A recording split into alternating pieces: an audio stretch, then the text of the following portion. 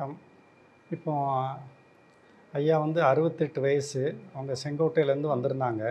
அவங்களுக்கு வந்து நெஞ்சு வலின்னு வந்திருக்கும்போது மாரடைப்பு அப்படின்னு ஆன்டீரியர் வால் இன்ஃபாக்ஷன் நான்ஸ்டெமி அப்படின்னு டயக்னோஸ் பண்ணோம்.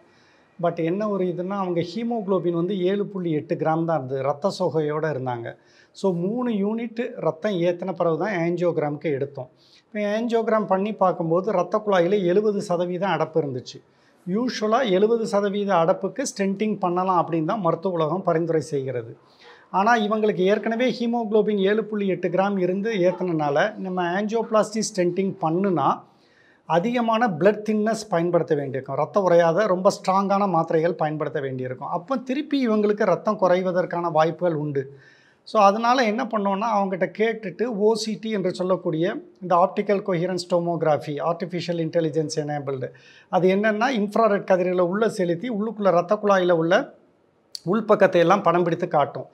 அது பண்ணதில் என்னென்னா வெறும் த்ராம்பஸ் ஒயிட் த்ராம்பஸ் தான் அவங்களுக்கு இருக்குதுன்னு வந்துச்சு. அதாவது ரத்த உறைதல் தான் இருக்குது, எரோஷனு பிளாக் ரப்சர் இல்லைன்னு வந்துச்சு. அப்போ நான் சொன்னேன் இந்த மாதிரி எரோஷன் வித் த்ராம்பஸ் இருந்தால் அவங்களுக்கு ஸ்டென்டிங் பண்ண வேண்டிய அவசியம் இல்லை அப்படின்னு லிட்ரேச்சர்ஸ் மருத்துவ உலகத்தில் உள்ள நிறைய ஆய்வுகள் இப்போ சப்போர்ட்டிவாக இருக்குது.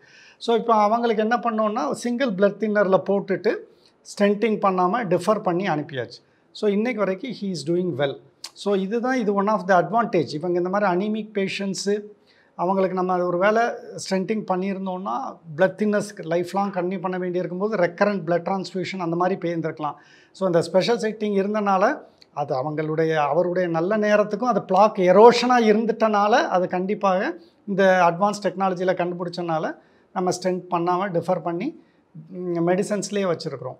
இது one of the advantage of this OCT imaging.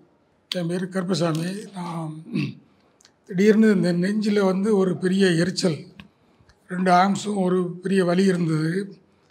உடனே செங்கோட்டையில் அருகில் உள்ள ஒரு டாக்டர்கிட்ட காமிச்ச உடனே அவங்க இங்கே ரெக்கமெண்ட் பண்ணி அனுப்புனாங்க. உடனடியாக அங்கே வந்து சேர்ந்த உடனே ரத்தம் குறைவாக இருக்குது அப்படின்னு சொல்லி எங்கள் எல்லா டெஸ்ட்டும் பார்த்து கண்டுபிடிச்சாங்க.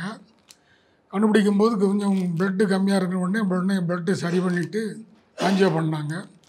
பிப்ரவரி 8ஆம் தேதி ஆஞ்சியோ பண்ணி இவ்வளோ நாள் ஆச்சு. இதுக்கப்புறம் எனக்கு எந்த பிரச்சனையும் இல்லை. நல்லா வாக்கிங் போகிறேன், வயலுக்கு போகிறேன், மூச்சு வாங்கலை, நல்லா சாப்பிடுதேன், தூங்குதேன், நல்லா இருக்கேன். இதை விட இன்னொன்று என்னென்னா எனக்கு கிட்டத்தட்ட ஒரு 40 ஆண்டு காலமாக ஒன் சைடு தலைவலி இருந்தது. அது இங்கேருந்து இங்கே வரைக்கும் வந்து மறுநாள் இந்த ஒரு சைடு மட்டும் வரும். இந்த ஒரு மாதத்தில் 3 டைம் 4 டைம் வரும். ஆனால் இந்த 40 நாளில் ஒரு நாள் கூட வந்ததில்லை. அந்த இது எல்லாம் சரியாகிடுதுன்னு நினைக்கிறேன். ரொம்ப நல்லா ஹெல்த்தியாக இருக்கேன். இப்போது நல்லா சாப்பிட முடியுது, தூங்க முடியுது, நடக்க முடியுது, நல்லா இருக்கேன்.